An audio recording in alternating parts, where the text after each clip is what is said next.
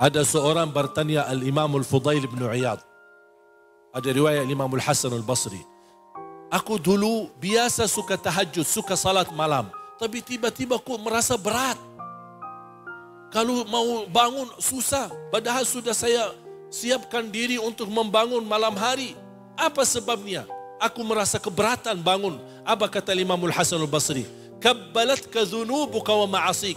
Terikat dirimu gara-gara dosa dan maksiat. Terpengaruhi dosa maksiat itu. Kehilangan khusyuk pasti sebabnya dosa maksiat. Yang paling bahaya dosa adalah dosa mata. Memang tidak terlalu terasa di saat kita lihat. Tapi lama kelamaan hal yang kita pandangi dan kita lihat menjadi sebuah kebiasaan, akhirnya hati kita rusak. Tidak bisa menikmati ibadah ketika kita jaga ibadah.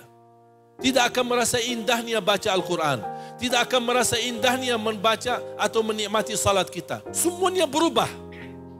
Bahkan merubah akhlak dan sikap orang lain terhadap kita.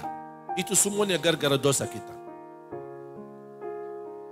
Sampai ada seorang ulama berkata, saya bisa tahu diri telah berlaku dosa maksiat kalau saya melihat sikap istriku dan anakku berubah terhadap diriku sendiri.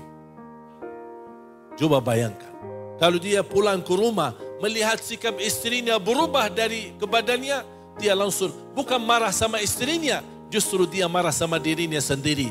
Dosa apa yang saya lakukan sampai sikap istri saya rubah? Bahkan ada seorang ulama, dia bisa menangis karena telat takbiratul ihram yang pertama, dia langsung bertanya dirinya, dosa apa yang saya lakukan sampai berubah kebiasaan saya keberatan dan tidak bisa menemukan takbirah pertama bersama imam di masjid.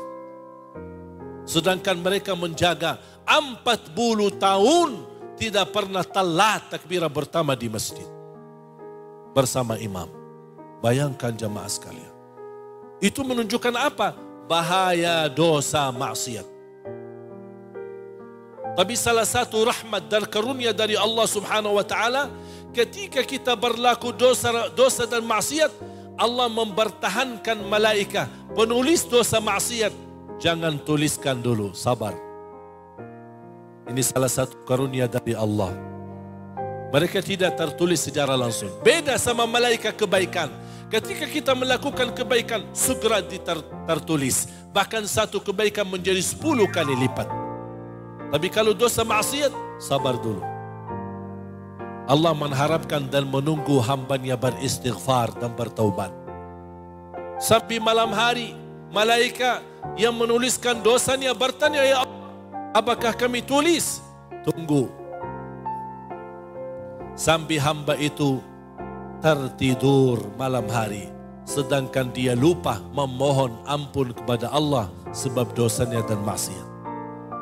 Baru Allah berkata, hei hambaku, tidak ada rasa malu, sudah tidur sedangkan kamu baru melakukan dosa maksiat. Kalau kamu hanya minta ampunilah, aku akan ampuni dosamu. Baru akan tertulis dosanya. Dan pun itu tertulis satu dosa, bukan 10 kali lipat.